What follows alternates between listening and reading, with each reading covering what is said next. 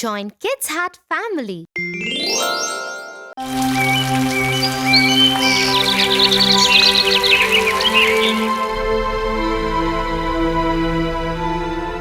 Tia, look! Mom gave me the gift money that Grandma had left for us when she visited. Mom said we can go and have lunch together with it. Oh, that's awesome! Should we go now?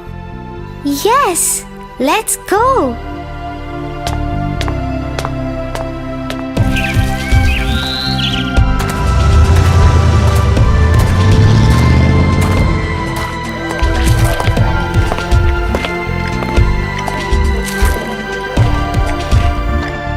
We have some money left.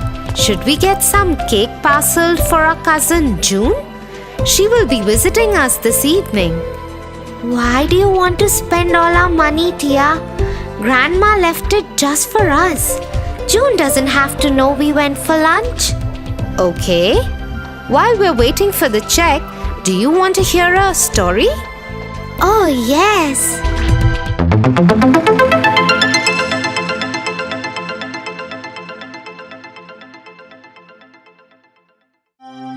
Once upon a time, the sun, the moon, and the wind went out for dinner with their uncle and aunt, thunder and lightning. Their mother, the star, waited for them at home. Children, you can order whatever you like. Oh wow! Thanks, Uncle. I am going to try a bit of everything. And so the children had a delicious meal of countless dishes and desserts. None of them thought of saving anything for their mother except the moon. From every dish that was served, she hid a little piece in her hand to take it home to her mother.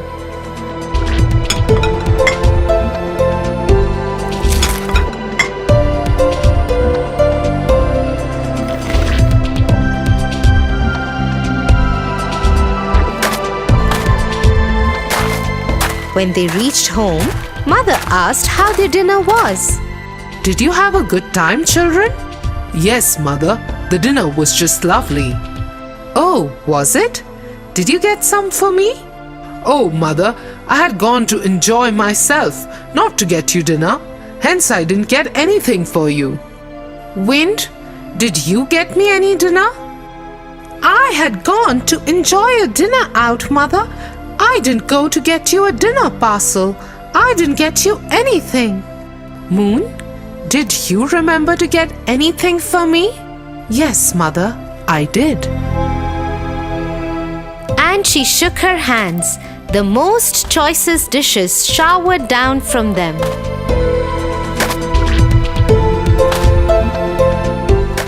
Son, you went out for your selfish pleasures and completely forgot about your mother at home. Hence, you will forever be cursed. Your rays will always be hot and burn everything that comes near you. Men will hide themselves in your presence. Wind, you too did not care for your mother. You decided to selfishly enjoy the dishes by yourself. Hence, you too will be cursed. You will always accompany the heat, and men will cover themselves in your presence.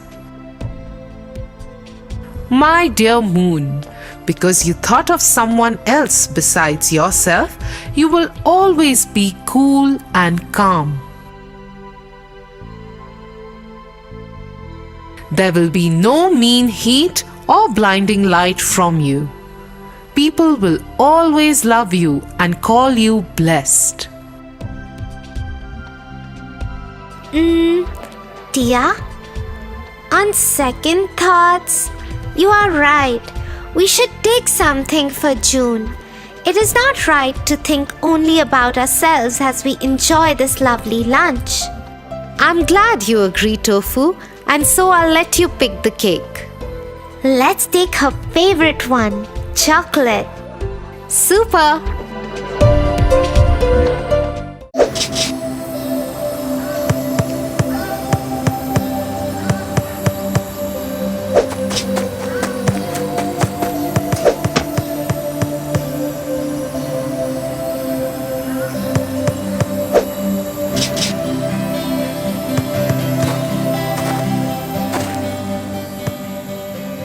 Hey guys! Hello! What do you want? Can I play with you guys?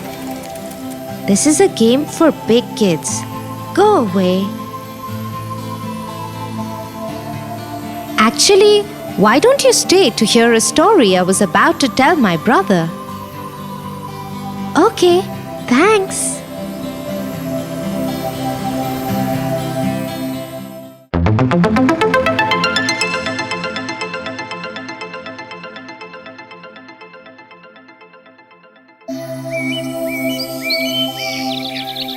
Once upon a time, there lived a king who had 12 beautiful daughters. He loved the princesses dearly. But one thing about them worries him a lot.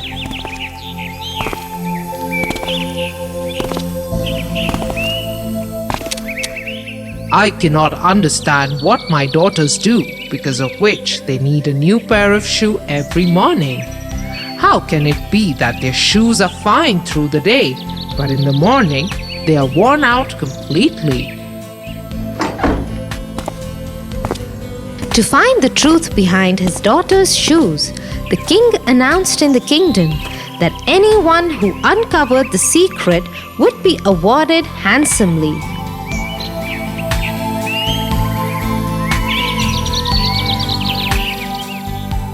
Many people came.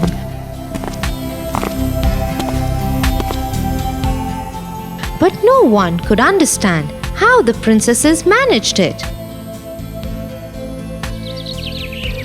One day, an old soldier decided to go to the palace.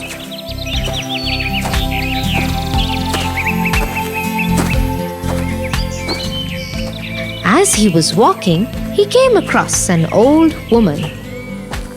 "Where are you going?" I am going to the palace. I would love to solve the mystery of the princesses and become a king one day. That's not very difficult. Here, take this invisibility cloak and use it when the time is right.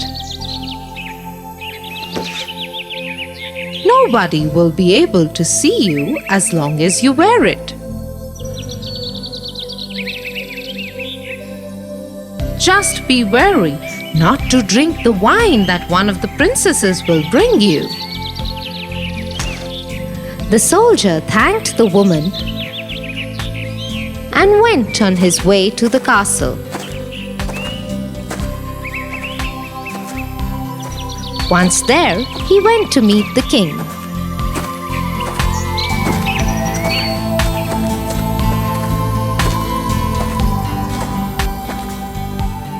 I can find the truth behind the worn-out shoes of the princesses. If you fail, I will have your head cut off. And if I do it, you will allow me to marry one of your daughters. You have courage, young man. Very well. You will sleep in the princess's room tonight.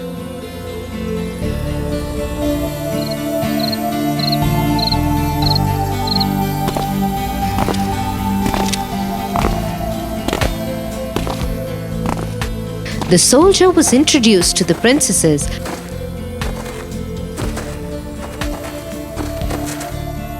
and given a cozy bed in the princess's room. Just before he was about to sleep, a princess brought him a glass of wine.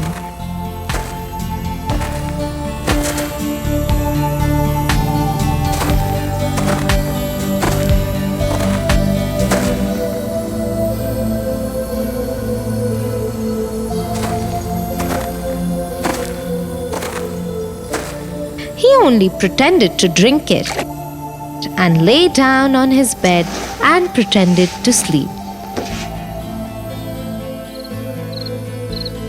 After some time, the eldest princess came up to him and checked if he was asleep. He is fast asleep, sisters. Let's go. All the sisters got together and pulled out prettiest of their clothes and got dressed.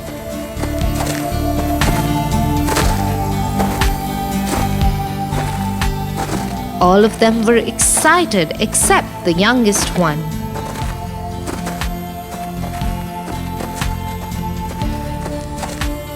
I am not sure about this, sisters. I think something will go wrong tonight. Oh, you simpleton! You worry unnecessarily. Nothing will happen. Now come, let's go.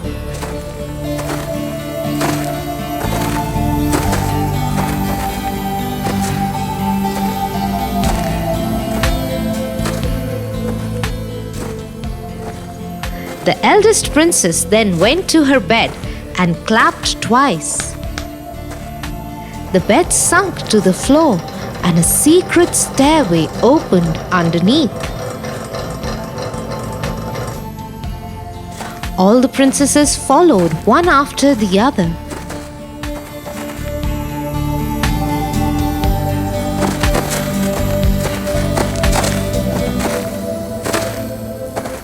The soldier also quickly got up and put on the cloak.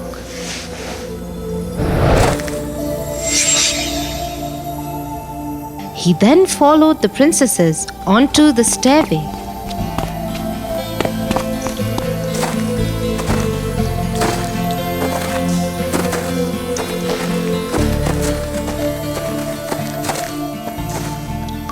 But halfway through, he accidentally stepped on the gown of the youngest princess. I am telling you, sisters, something is amiss. Someone has got hold of my gown. Don't be a fool. It might just be a nail.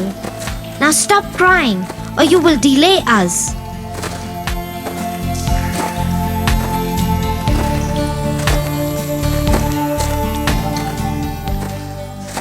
All the princesses, followed by the invisible soldier, made their way to the bottom of the stairs. They found themselves in a beautiful grove of fruit-laden trees and flowers made of silver. Beyond the grove was a lake where 12 handsome princes awaited the princesses in 12 small boats.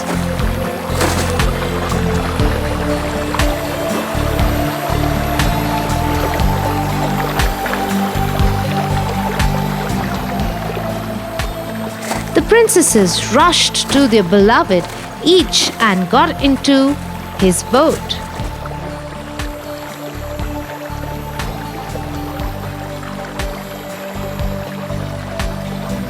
The soldier sneaked into the boat with the youngest princess. The boat is very heavy today. I don't know what is happening today. Everything is wrong. The princesses and the princes reached the other side of the lake.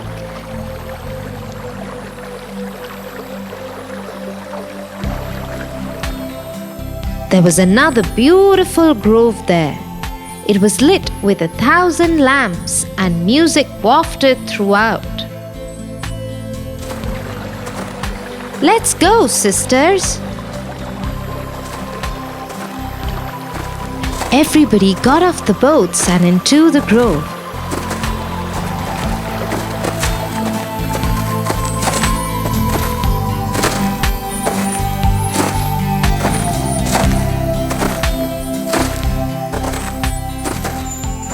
The princesses and the princes danced with each other like there was no tomorrow.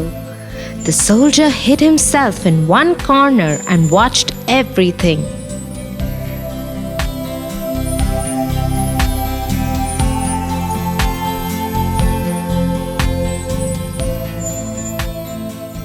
the princesses danced through the night.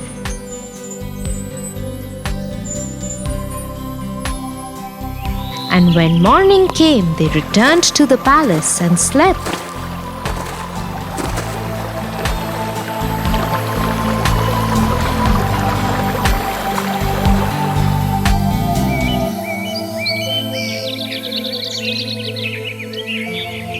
So, this is where the princesses go, and this is why their shoes wear out overnight.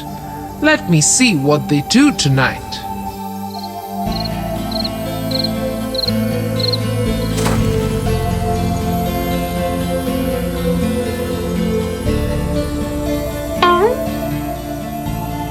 The soldier waited and watched.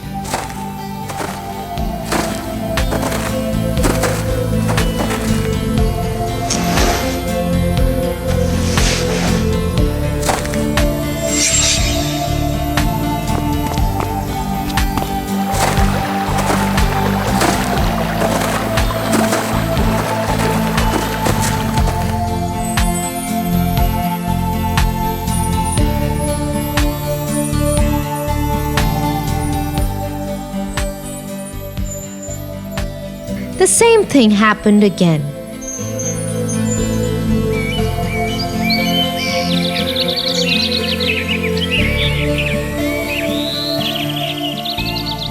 The next morning, the soldier told the king what he'd found out.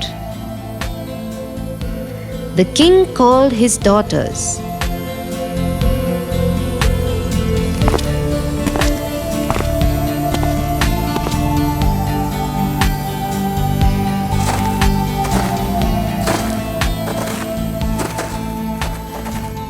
Is it true what the soldier has to say? Yes, father. Well, soldier, looks like you have earned your reward. Which princess will you marry? I am not very young now, so I would like to marry the eldest princess.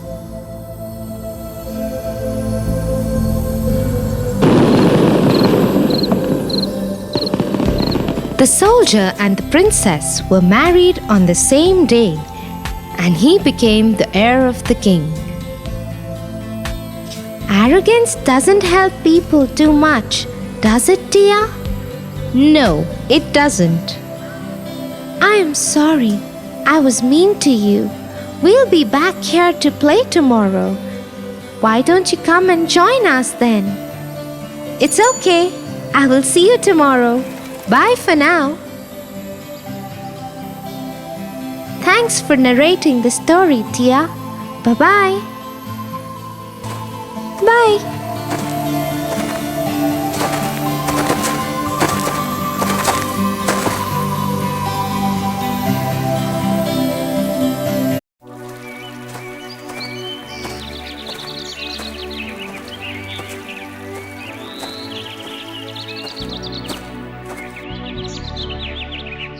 Hey Tofu, wasn't that your friend Joe? Yes, it was. Why didn't you invite him in? He wanted to have a quick word. He was getting late. Is everything okay? I think so. Jim, he and I are working on a school project together. Our grades depend on it. But Jim and he are convinced that other students are also working on the same topic. They want to work on a new topic. If your grades depend on it, you should listen to what they are saying. But dear, I think they are just panicking. I don't think our grades will get affected much by a common topic. Is there a chance of it happening though? Yes, there is. Okay, let me tell you the tale of the three fish, and then you can decide upon what to do.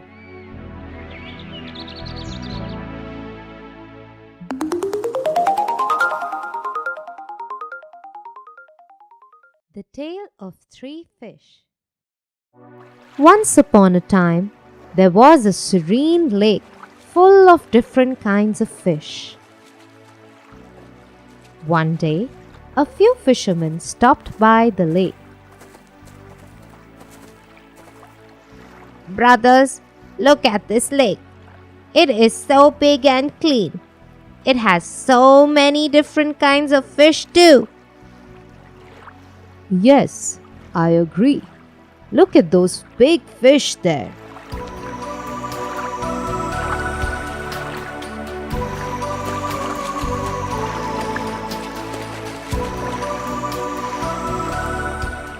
And because the lake is so clean, I am sure the fish are healthy too. We never fish in this lake, but I think we should begin now. Yes, it is late today to throw the net. Let us come back early tomorrow morning and fish here.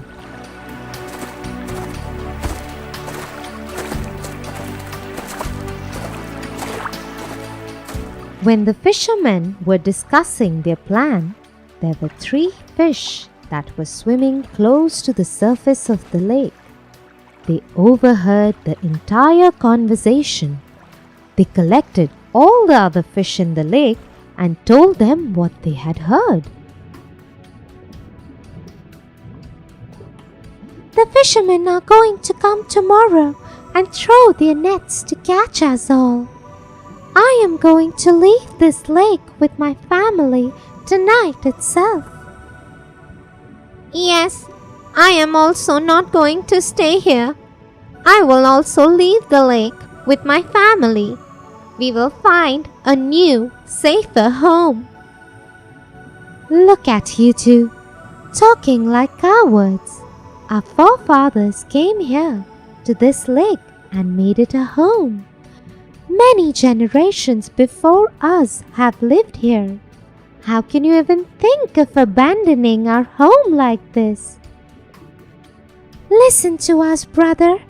Those fishermen will come tomorrow and kill everyone. Our scriptures say that when it is time for our death, there is nothing we can do about it. We cannot escape it.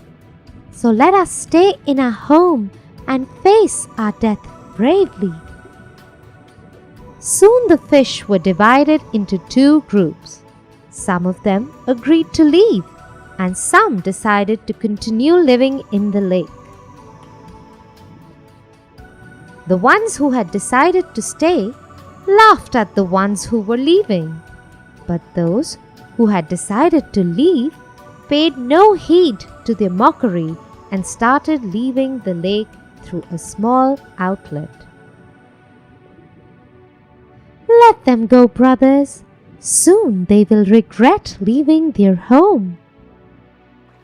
But it was not so. When morning came, the fishermen came back as planned.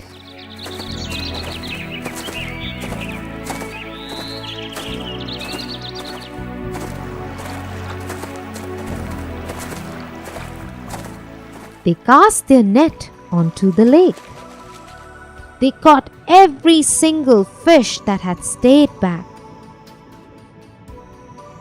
None was spared, and the fishermen went back home happy to have found a lake full of so many fish.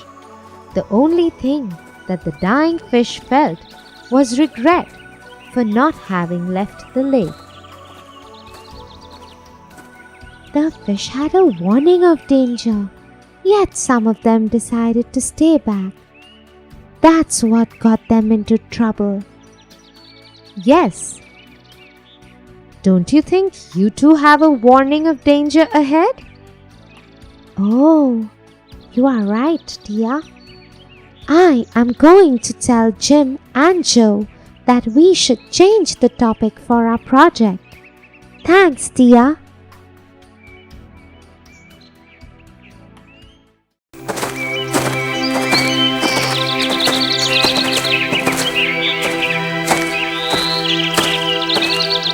Hey, there you are. Hey Tofu, wait up! What's wrong with you? I have been waiting for you for so long, and here you are, just walking past me without even saying hi? I'm sorry, Tia. I didn't mean to be rude to you. Sometimes I just can't understand my friends. Okay, calm down and tell me what happened. You know my friend Megan? Yes, the shy one with the curly hair, right? The one who's always helping you out with class notes and assignments. Yes. Isn't she wonderful? I think you should also help her out sometimes. Well, that's just what I did, Tia, and she is so upset with me now. She forgot her English assignment at home. So I did some of it for her and asked her to complete it and submit it. That's it. She got so offended. She hasn't said a word to me since then. And she won't answer me if I say something to her. Oh, that's strange. But I don't think she is the only one who is uncomfortable with people try to help. What do you mean? Let me tell you the story of the Shoemaker and the Elves.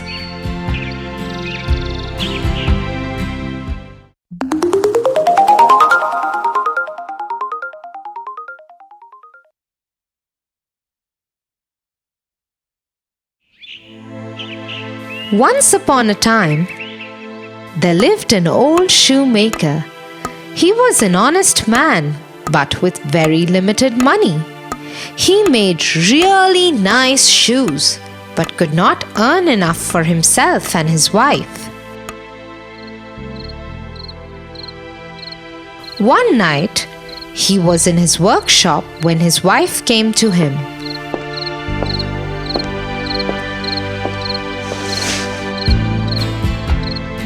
What are you doing, dear? I have this last piece of leather left. I am just cutting it out.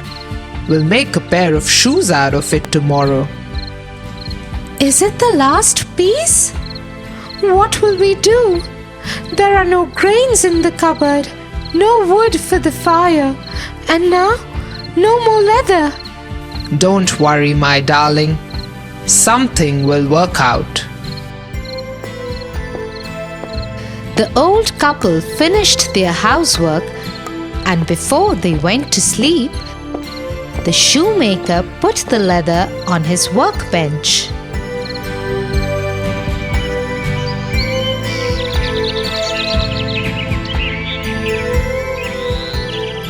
The next morning,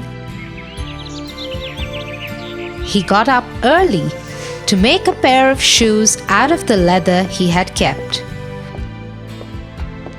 To his surprise, instead of the leather, there lay a beautiful pair of shoes. He picked them up and observed them closely. They were made out of the same leather that he had put out the night before. He called his wife. Dear, come, see this.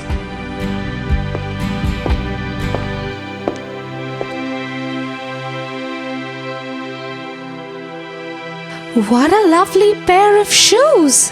They are just perfect. Yes, look at the stitches. They are so tiny and spaced so perfectly.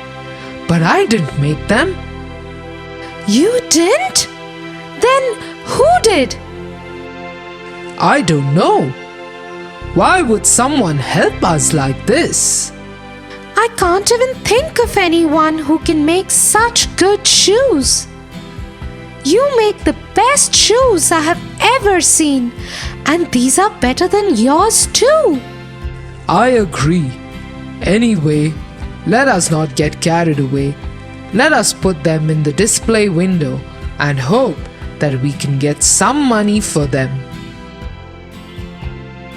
Just a few minutes after the shoemaker had put the shoes on the display, a wealthy merchant stopped outside his door.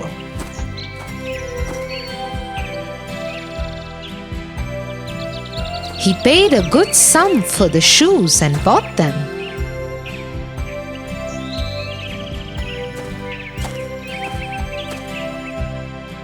The shoemaker was very happy. He went and bought food for the house. With the remaining money, he bought 2 pieces of leather. When it was night, his wife called out to him, "What are you doing? It's time for us to sleep." "Yes, dear. I am just cutting out these leather pieces so I can stitch them into shoes tomorrow."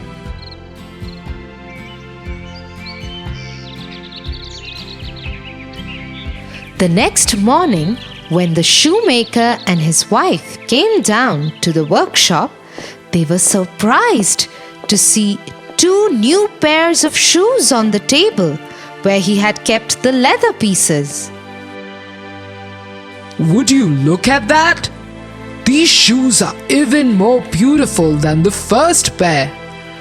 Let me put them up for sale and thank whoever is helping us out." Soon after, the shoemaker had put up the 2 pairs of shoes for sale. Other wealthy men of the town came and bought them. They paid a hefty price for them.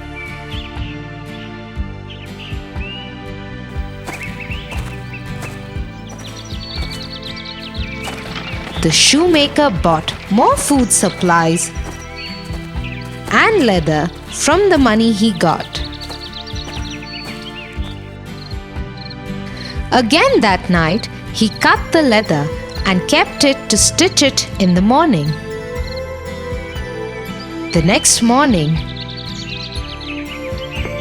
he saw that the leather had been made into shoes again.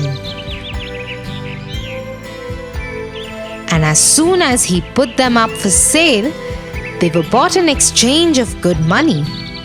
This went on for many days. The shoemaker started doing well.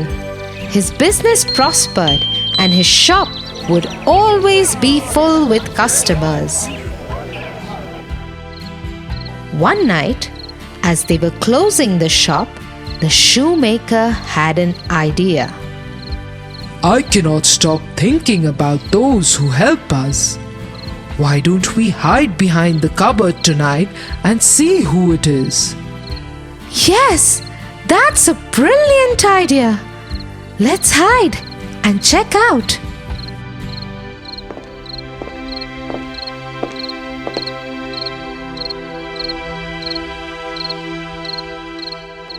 After some time, they saw 2 elves enter the workshop through the crack in the window.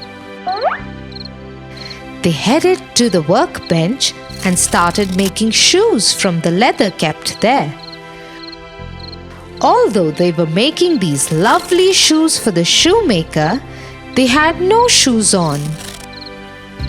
They wore torn shirts and very thin tights.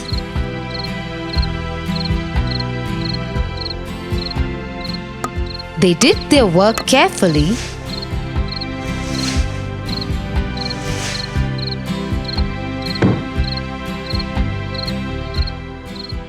and left through the window again. "Oh dear goodness! Such kind elves they are! We must repay them." Yes. When you go to the market tomorrow, get me some nice cloth. I will make clothes for our little helpers. The next day, the shoemaker got many fancy cloths and good leather, while his wife made beautiful clothes for the elves.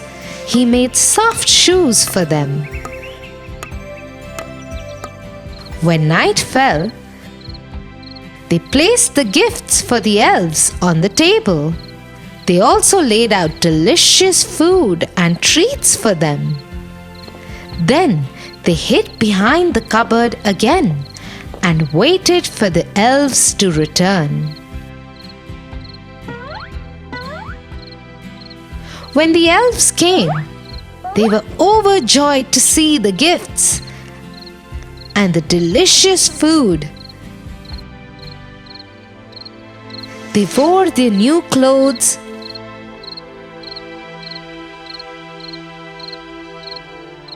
ate stomachful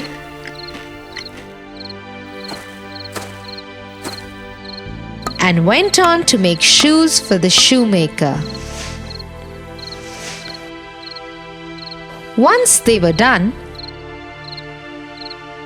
they slipped out of the window.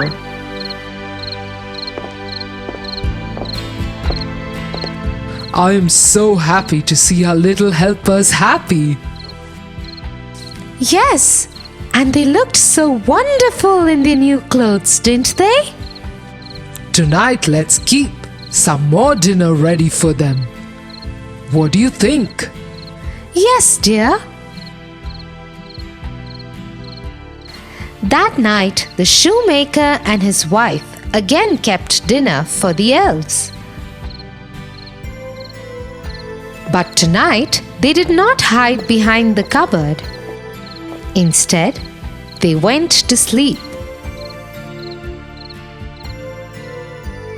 The next morning, when they came to the workshop, the shoemaker and his wife were disappointed to see that the dinner plates remained untouched. Even the leather that the shoemaker had cut out and put on the table remained as it is. I wonder what happened to them. Maybe they will come tonight? Yes, let's hope so. The shoemaker and his wife again kept the food for the elves, but were disappointed in the morning as the elves did not show up in the night. They waited for the elves many nights, but they never returned. Do you think they overheard us? Perhaps they did. Elves are very shy creatures. They usually like to be left alone. What will happen to the shop now? Oh, it will be fine. I will miss my little helpers, but I will manage.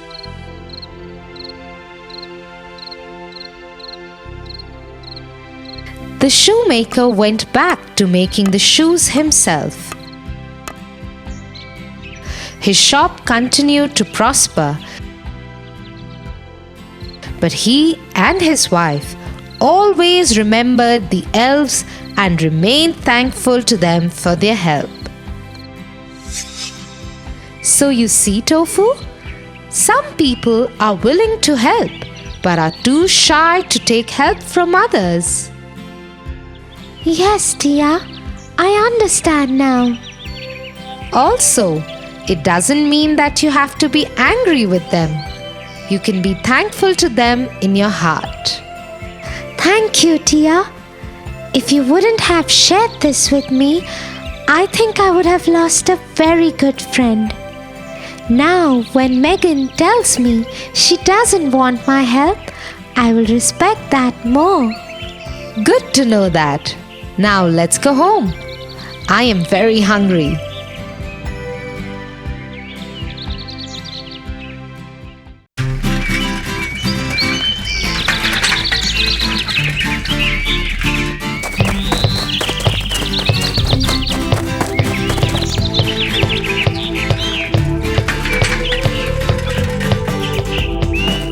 Tia, I have good news. Really? What is it, Tofu? Tell me quickly. I have the option to become a part of either of the teams. Both teams want me for the next week's match. That's wonderful. So, what have you decided? I haven't decided as yet, Tia. I'm thinking I should see which of the two teams does better in the next few games. Then I will join the winning team. That's not the right approach, Tofu. It shows you to be cunning and disloyal. Why? Well, let me tell you the story of the bat, the beast, and the birds.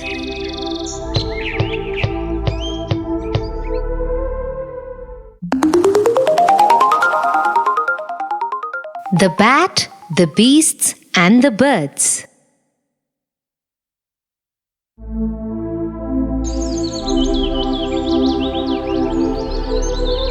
Once upon a time, in a dark jungle, there broke a dangerous fight between the beasts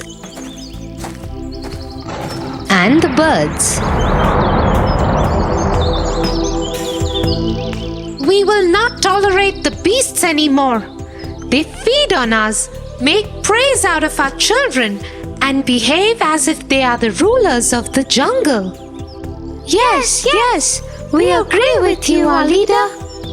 But we need more support from other birds. Currently, we are losing. We must reach out to every bird in the jungle to join our army.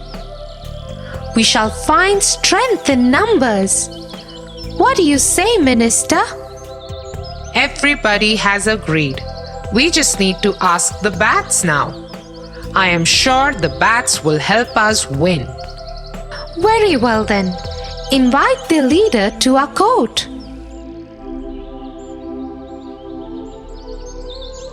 The bat leader was invited to the court of the leader of the birds.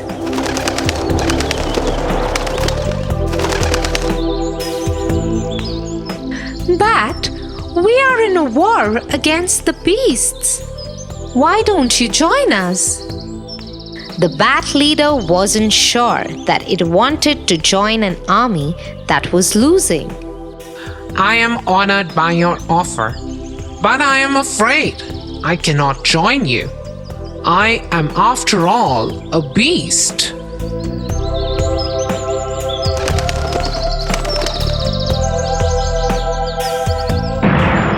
A few days passed.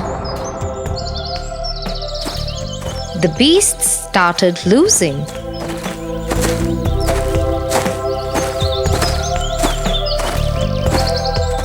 We need to grow our army, otherwise the birds will defeat us.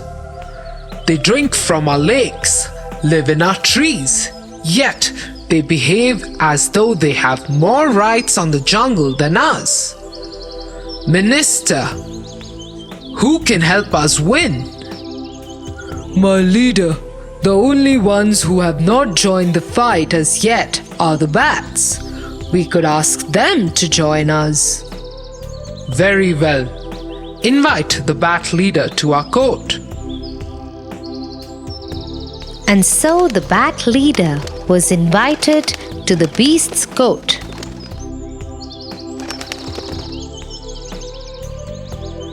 Bat, the war between the bird and the beasts of the forest is at its peak now. Whoever wins this last battle shall win the war and rule over the jungle. Why don't you join us and help us win? You too will rule the jungle along with us. But the bat was once again unsure that it wanted to join the losing side with the beasts. I am honored by your offer, but I cannot join you as I am a bird.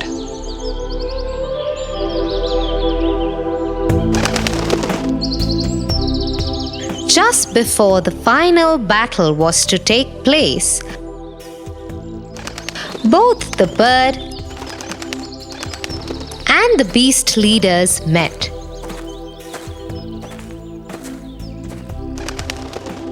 They were both upset by the losses their armies were suffering and decided to make peace with one another.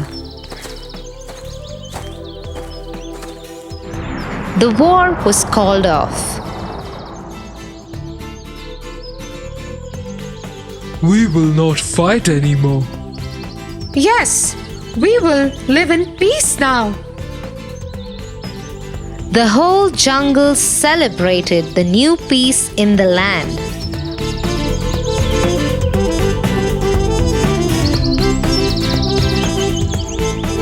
When the bat leader heard of this development, he went to the birds and asked to be a part of the celebration. But the bird leader remembered how the bat leader had refused to help the birds during the war and turned him and his kind away. No bird would even talk to them now. The bat leader knew that if he took his people to the beasts, they would simply tear them apart. And so he did not approach them. Hence, he and his entire kind lived in isolation without any friends in the jungle. Oh, I don't want to be alone, Tia. In that case, Tofu, you should not behave cunningly like the bat leader, and you should inform the team that you want to join right away. Yes, Tia, I will do that right away. Thank you, Tia, for making me understand this.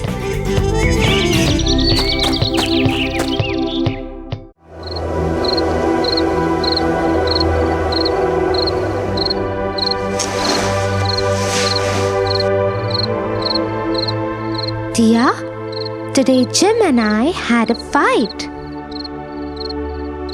Oh, that's bad. What happened? I thought Jim is your friend.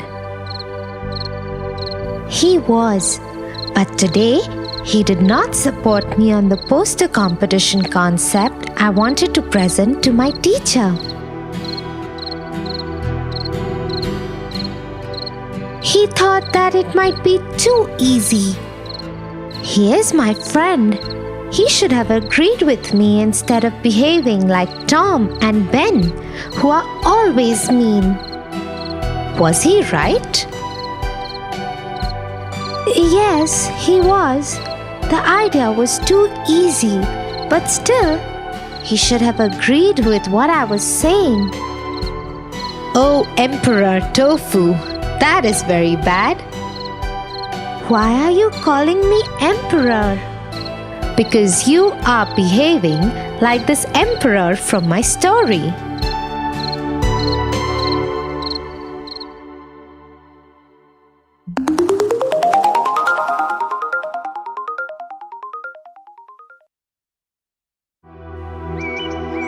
Once upon a time, there lived an emperor.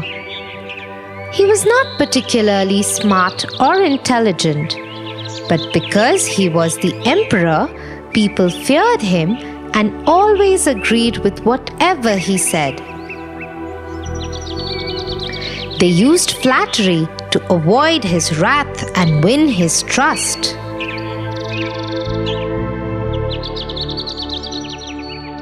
Your Majesty, as always, you are right. Your Majesty, you have made the wisest decision possible. Because the emperor was so foolish, he never understood the difference between an honest compliment and flattery. He thought that his public loved him and that he was the best. He lived in his ego and vanity. One day, his head minister, who was truly a wise man, disagreed with him in open court.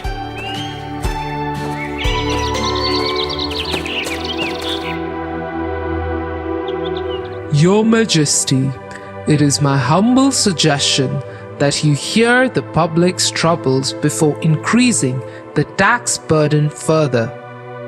Doing so will make you a more beloved king. What are you saying, Head Minister? Do you mean that our wise king is not good enough? The foolish king, who was blinded by all the flattery and not used to people disagreeing with him, also agreed. Yes, Head Minister. How dare you doubt my decision? As a punishment, I remove you from the position of Head Minister.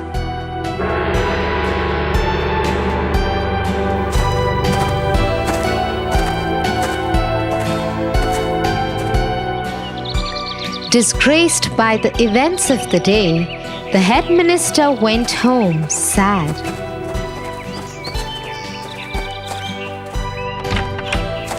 When he reached home, he saw that his nephew, who was a tailor, had come to visit him from another town. Just like his uncle, the nephew was a wise man. The head minister told him what had happened in court. Don't worry, uncle. One day, emperor's vanity shall crash.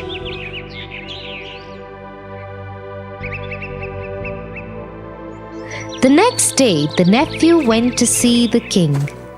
He pretended to hold a piece of garment in his hand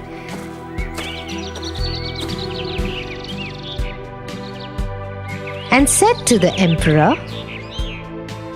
Your Majesty, I have just returned from my travels around the world.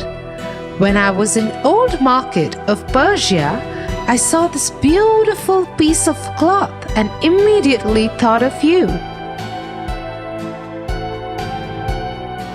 I have brought it with me to make a new robe for you. It is the most beautiful cloth ever made. The emperor could not see the cloth, but his ego did not allow him to confess it. He looked at the remaining ministers and asked them what they think of the cloth. The ministers couldn't see the cloth either, but decided to lie to the emperor again. It is very beautiful, sir. Yes, I agree. It will look fantastic on you. Though the king could not see the cloth, he thought that since his ministers thought that it would look very nice on him, he would go ahead and order for it. Yes, it is beautiful indeed. Go ahead, tailor. Make the most beautiful robe that you have ever made. I will wear it for my birthday parade, which is 10 days from now. Yes, Your Majesty. You will have it on your birthday.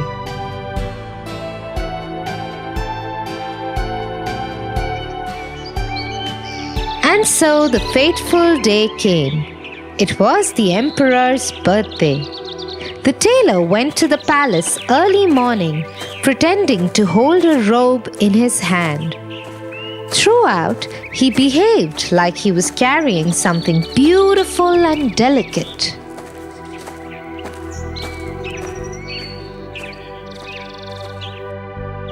Here is your robe.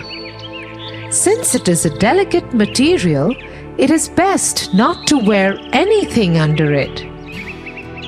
The emperor agreed and took off his underclothes. The nephew went on to pretend as if he was helping the emperor wear the robe. Just then, the king's two favorite ministers came into his chambers. They were shocked to see the emperor stand like that without any clothes on. How does my robe look, ministers? You look so handsome, Your Majesty. Majesty, you are looking very nice. Still unable to see the robe himself, the king believed what his ministers had told him and ordered the parade to start. The whole kingdom had gathered for the emperor's birthday and had lined up on the streets to see his new robe. But just as the king appeared in public without any clothes on, the crowd fell silent. Everybody was wondering what had happened to the emperor, but no one dared to say a thing. They just stared at him as he made a complete fool of himself. Till one small child called out to his mother,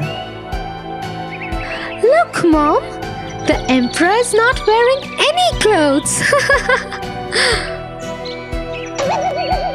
No longer able to contain itself, the entire crowd burst into peals of laughter. They held their stomach and pointed at the emperor as they made fun of him. The emperor looked at the guilty faces of his ministers.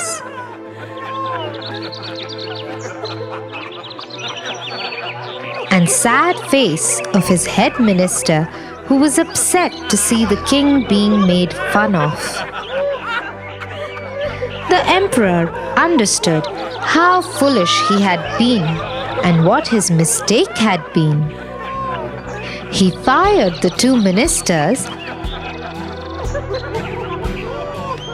and reinstated the head minister. From then on, when anyone gave him a compliment, he humbly listened to it and absorbed it only if it was genuine. With the honest guidance of his head minister, he went on to become a truly great emperor for his people. Ouch, dear. I think I had become the egoistic emperor.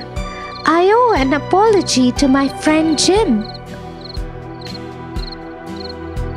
What do you think? Yes, and you also need to learn to accept feedback and not get carried away by compliments. Yes, dear, but I must wish you good night for now. Good night, Tofu.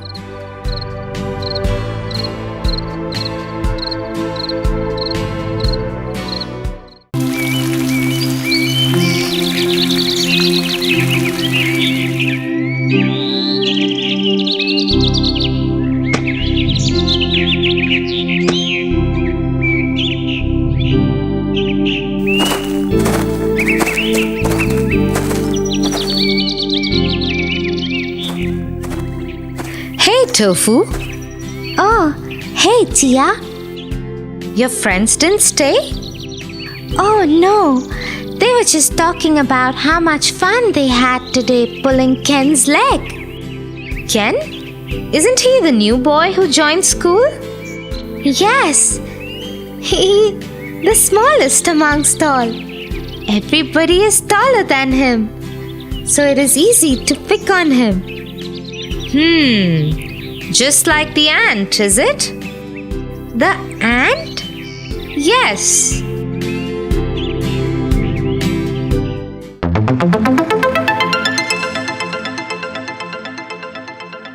The Elephant and the Ant. Once upon a time, there lived a huge elephant in a jungle.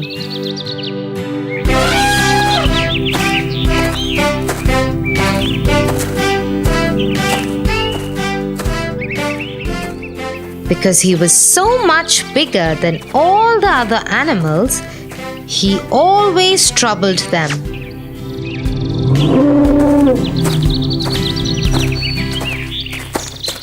In the same jungle, there lived a family of ants.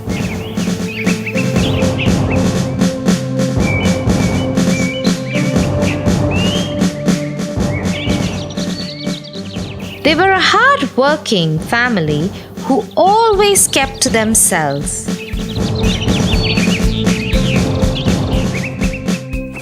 In the day, they would go to gather food.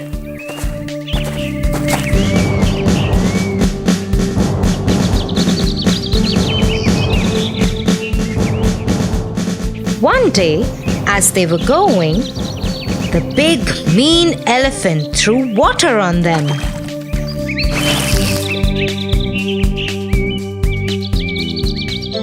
Hey, what's the matter with you? Why do you keep troubling others? Oh, shut up, you tiny ant. One more word out of you, and I will walk all over you and kill you. The little ant had no choice. It kept quiet and went on its way.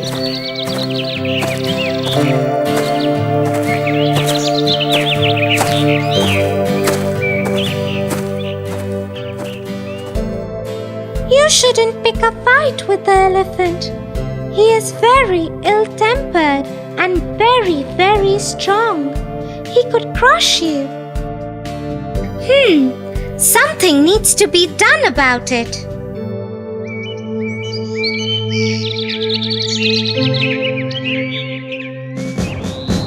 The next day, when the ants were going to work,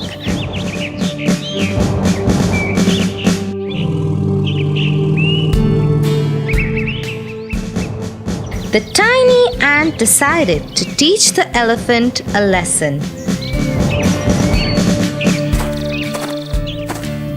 She quietly climbed onto the elephant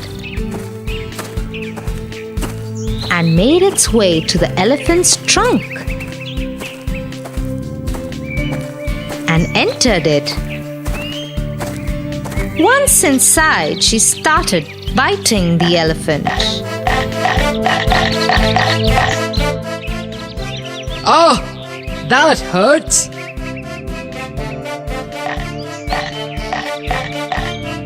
The elephant tried everything, but it couldn't get the ant to stop biting him or come out of its trunk. Such a big elephant became useless in front of the tiny ant. Please stop. Stop it now.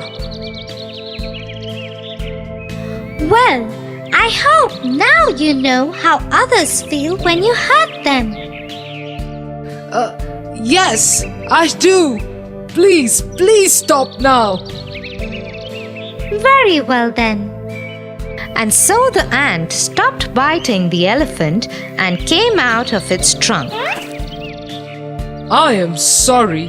I have understood how bad I made others feel. I promise I will never ever do it again.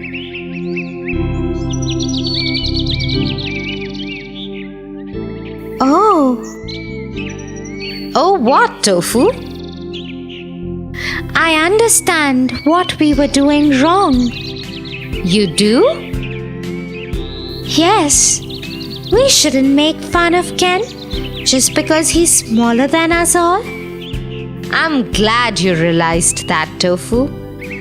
Yes, and I'm going to apologize to Ken the first thing tomorrow and get others to do the same too.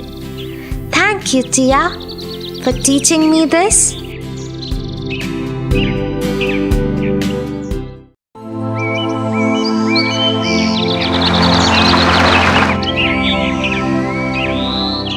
Tofu?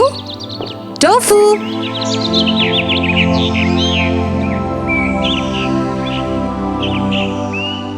Tofu, what are you doing here? Your friends and I were waiting for you at the library. I thought you promised to go with us and help our librarian, Miss Peters, today. Oh, Tia, there are so many of you. I'm sure you can manage without me. But Tofu, you promised. Why are you so angry, Tia? It's just the library.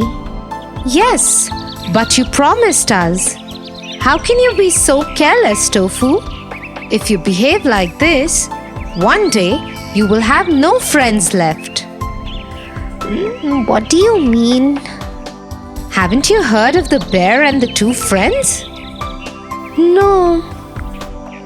Okay, let me tell you their story.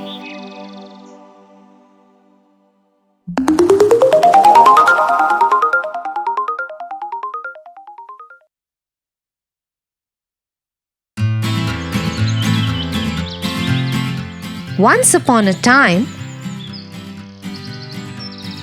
two friends had to travel through the forest.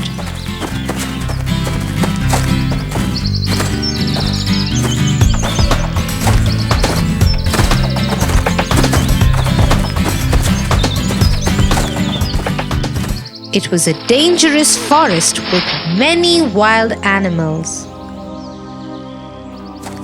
There were lions, bears, snakes,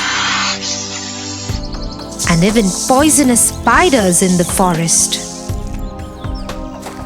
As the two friends entered the forest, they were gripped with fear of what lay ahead. I am so scared. I wish we didn't have to go through this forest. I agree with you, but we have no choice. We must cross the forest to get to the other village. What if we get into trouble? Let's promise that if any of us get into trouble, the other will not run away. He will stay and help the one who is in trouble. Yes, I promise you, my friend. I won't leave you alone if you are in trouble. And I promise you the same, my friend. I am feeling less scared now. I think now I can easily cross the jungle. I'm glad. Let's go.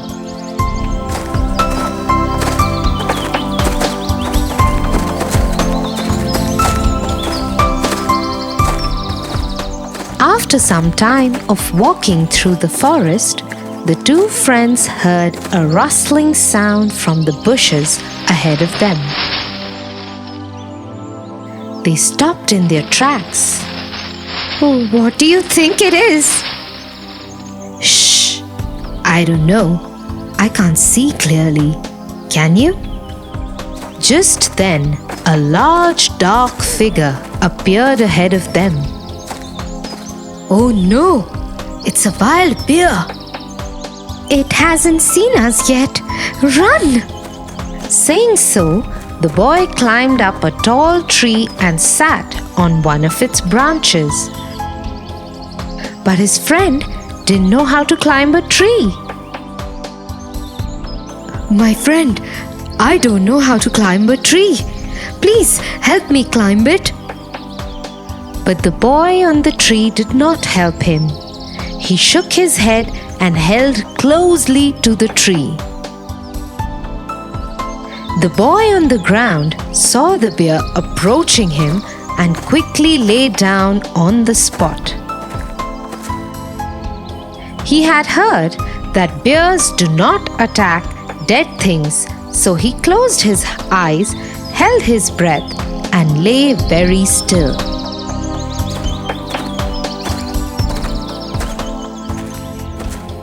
The bear came close to him.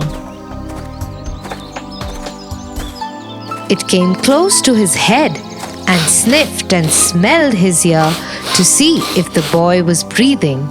But the boy held his breath. Thinking that he was dead, the bear left the boy and moved on.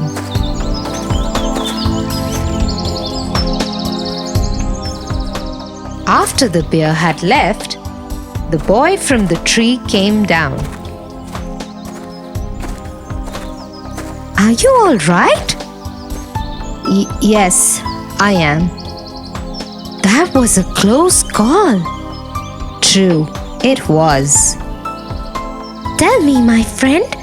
I saw the bear come close to your ear and whisper something.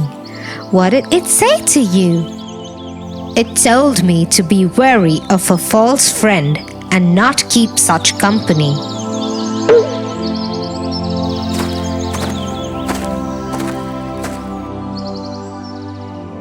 Which of the two friends do you think are behaving like Tofu?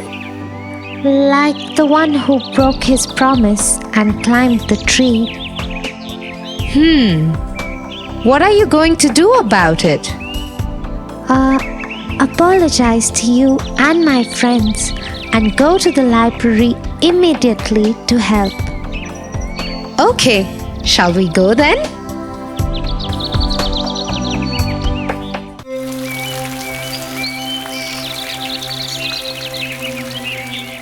Bye, Melly. I will call you later. Hey, Tofu. How was your day? Oh, it was such a fun day, Tia. You know, that new boy who has joined my class, Kate? Yes. The one whom all the teachers like so much? Well, not anymore. They don't. What do you mean, Tofu? Some of us got together and got her into real trouble with the teachers. The teachers think it was all her fault. Tofu? That's horrible. How could you? Relax, Tia. No one will ever know. I am very disappointed with you, Tofu. But you know what? Evil can never win. What are you talking about, Tia? Snow White and the 7 Dwarfs.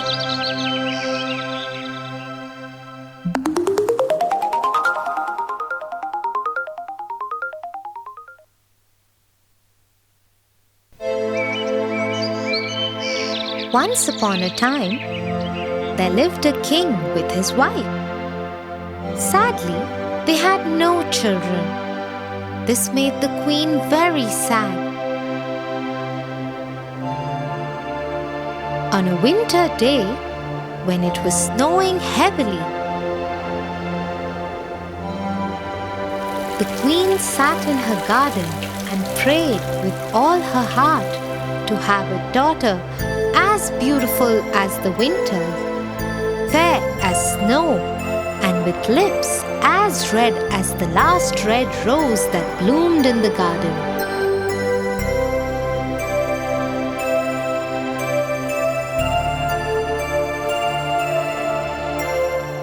Her prayers were answered a year later when she gave birth to a daughter, just as she wanted. But the childbirth was so difficult for the queen that she died during it, leaving behind the king and their daughter, Snow White. As time passed, the princess started asking for her mother. Father, where is mother? Why don't I have a mother? Soon you will have one, my princess. The word spread in the kingdom that the king had decided to remarry. Families who had daughters of marriageable age started trying to impress the king, but no maiden could win his heart.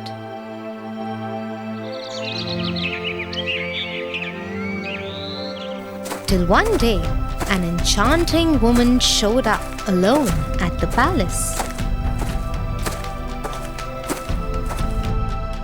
The king fell in love with her immediately, and they were married soon.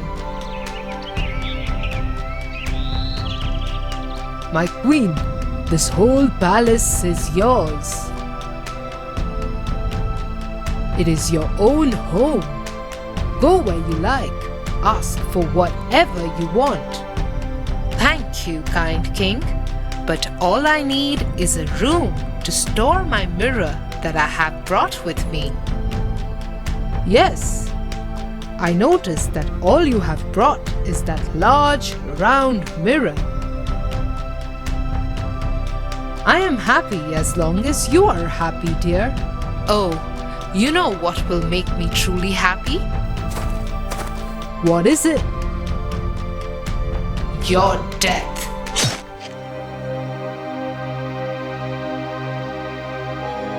The queen was actually an evil witch who had pretended to be nice so that the king would marry her. Her true motive was to have a kingdom of her own. She had only one other desire: to be the fairest woman in the world.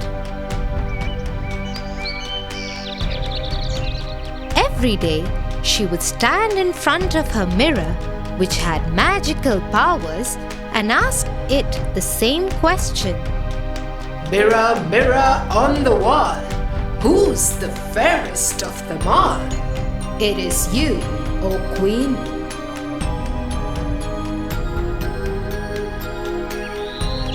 This went on for many years. The queen ruled the kingdom without any real love for its people. The people suffered under her reign, but no one dared say anything because they knew that the queen was a witch. The princess Snow White also had a similar fate. The queen did not even bother to look at her even once and left her alone and lonely. Till it was Snow White's 16th birthday. Mirror, mirror on the wall, who is the fairest of them all? Snow White. No! How dare you say that? I do not lie, Queen. She must die. She must die. God, come in. One of her most trusted guards came in. Take Snow White and kill her now. But my queen, she is just a child. Do as you are told. Yes, my queen. Afraid of the queen's anger, the guard took Snow White deep into the jungle to kill her.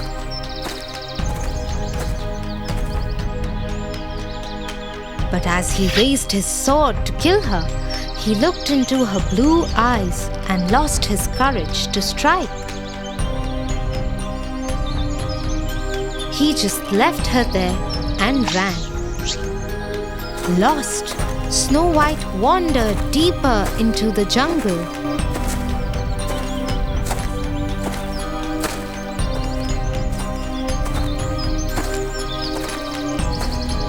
There, she came across a tiny cottage. She decided to enter it.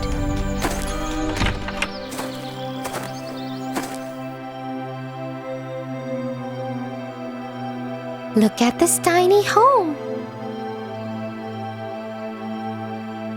I wonder who lives here.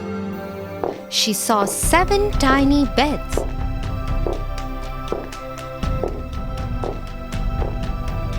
A dining table with 7 small chairs, and a kitchen which had 7 plates and tumblers. There is 7 of everything here. I think 7 people live here. But why is everything so small and tiny? Snow White was just looking around when 7 dwarfs entered the house. It was their home. Who are you? Oh, hello. I didn't hear you come in. My name is Snow White. I am the princess. The princess? We saw a royal guard kill a reindeer and pull its heart out.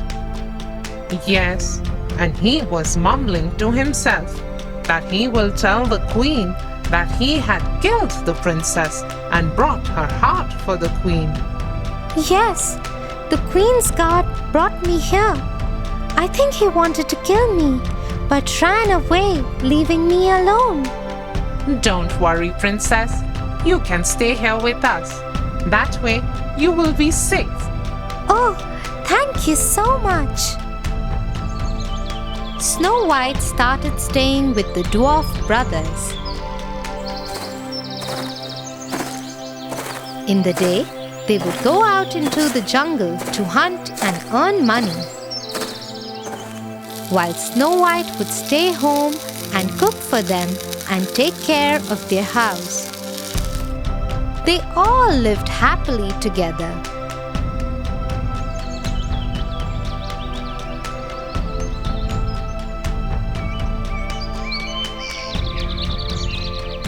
Mirror, mirror on the wall, who's the fairest of them all? Snow White. You are lying to me because I didn't visit you since you said this the last time. I cannot lie when you ask me something. But Snow White is dead. Snow White is alive. Your God lied to you. That God will die, and so will Snow White. Using her magic, the queen disguised herself as an old woman. She even made the mirror tell her where Snow White lived now.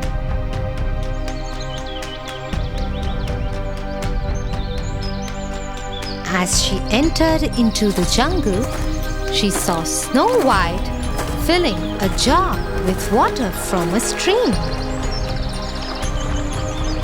I am very thirsty. Please give me some water. Yes, yes. Here, please. Have as much as you want.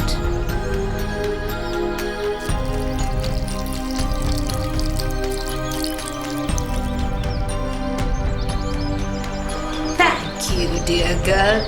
Please take this apple as a thank you from me. The apple looked so beautiful and tempting that Snow White just couldn't say no to it. She took it from the old woman, but she didn't know that the queen had poisoned the apple. As soon as she took one bite of the apple, the poison affected her. She fell down, stopped breathing, and had no heartbeat.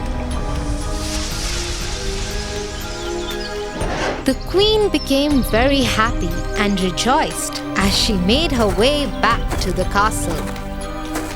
But she was too distracted by her joy and fell into quicksand. With no one to help, she sank and died. Meanwhile, the dwarfs came home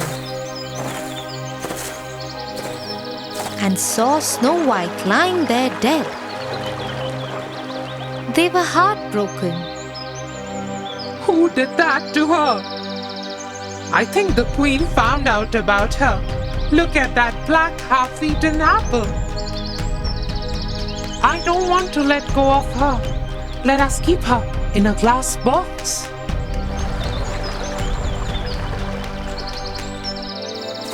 And so the dwarfs kept her in the glass box in the garden near their home. Every day they would keep a red rose on her box.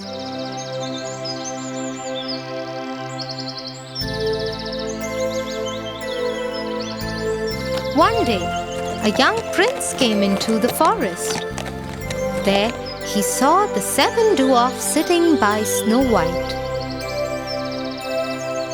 He got down from his horse and went to see.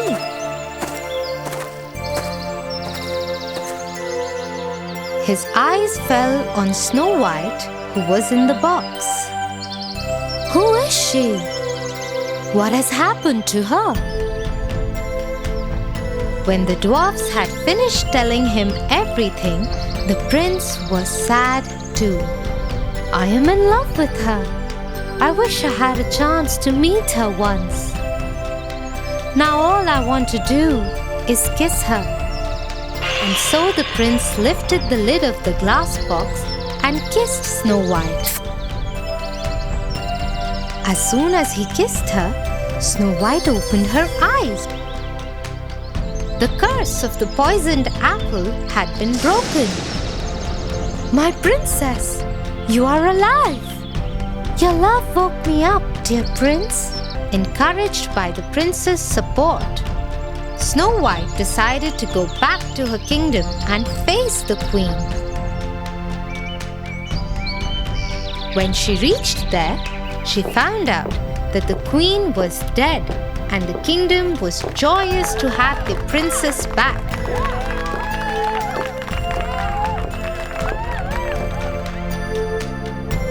Snow White took over the throne with the prince by her side and even invited the dwarfs to come in the castle and stay with them.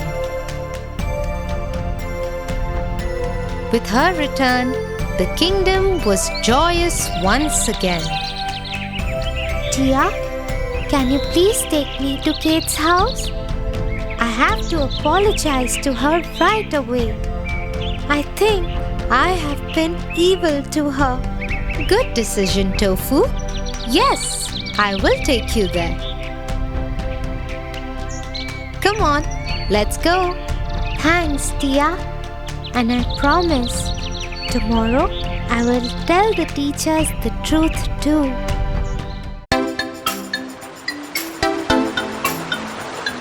Tia, how important is it to be clever? It is important to be clever, but one should use it only for good reason, not to hurt someone. Come, I'll tell you a story of a clever monkey and a crocodile who thought he was clever but was actually a big fool. The Clever Monkey. Once upon a time, on a riverside, lived a monkey on a tree. The place was a paradise for him because just hopping on a stone, he used to reach a small island in the middle of the river, which was adorned by choicest and juiciest of fruits. In the vicinity of the island, there lived a crocodile couple.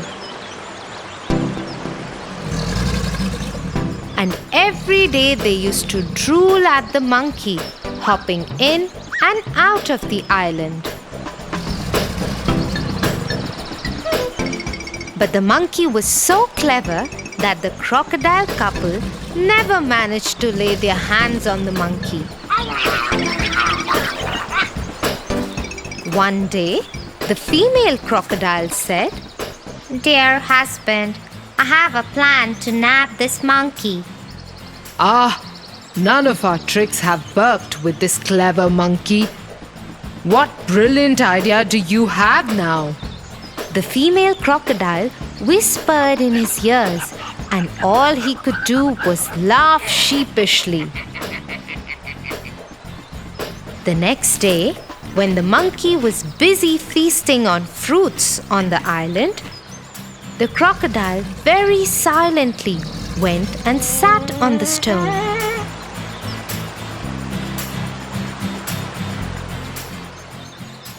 When the monkey was done with eating, he was about to hop onto the stone when suddenly he realized that the stone is looking bigger than usual. He understood that it was a crocodile waiting for him. He called out to the crocodile, Is that you, Mr. Crocodile? No, it's not me. And the monkey thought, how dumb could the crocodile get? So he thought for a second and called out to the crocodile, Oh, you surely caught me this time. I'll make your job easier now. Just open your mouth and I'll jump into it on my own. The foolish crocodile opened his wide mouth with his eyes shut and waited for the monkey to jump. The clever monkey, who was watching the closed-eye crocodile, hopped on the head of the crocodile and crossed the river. You couldn't fool me this time either. By clear and clever thinking, the monkey managed to trick the foolish crocodile. Ha ha ha ha! The crocodile was indeed a fool who got tricked by the clever monkey. Yeah, Tofu, and the moral is that we must think before we do anything, like that clever monkey and not like that foolish crocodile.